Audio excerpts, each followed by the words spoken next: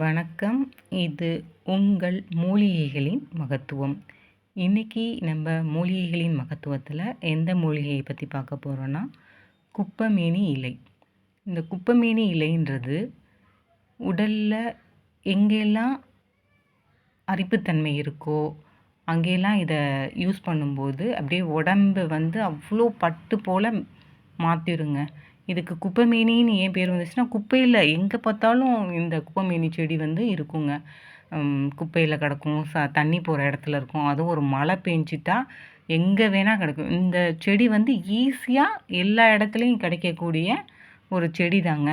என் கிராமத்தில் உள்ளவங்களுக்கு இதனுடைய பயன் எல்லாத்துக்கும் தெரியுங்க. சிட்டியில் உள்ளவங்களுக்கு தான் தெரியறது கஷ்டம். பட் இது அவ்வளோ சூப்பர் எஃபெக்டிவாக இருக்குங்க. இந்த மூலிகை குப்பைமேனி இலை நீங்கள் யூஸ் பண்ணும்போது அரிப்பு சம்மந்தமான நோய்களை இம்மீடியட்டாக குணப்படுத்துங்க.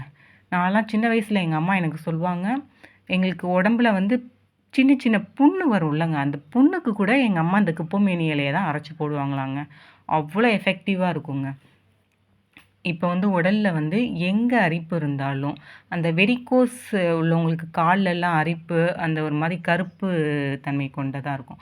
அதுக்கெல்லாம் கூட இந்த குப்பைமேனி இலை யூஸ் பண்ணலாங்க. குப்பைமேனி இலையை நீங்கள் அரைச்சி வச்சுக்கிறதுக்கு ஒரு 5 நாள் அரைச்சி வச்சுக்கிட்டு, தொடர்ந்து அந்த 5 நாள் போட்டுட்டு, மறுபடியும் ஒரு 5 நாள் அரைச்சி வச்சுக்கிட்டு, அதை தொடர்ந்து ஒரு 5 நாள், தொடர்ந்து ஒரு 10 நாள் போட்டிங்கன்னா இதோட எஃபெக்டிவ் உங்களுக்கு நல்லாவே தெரியுங்க.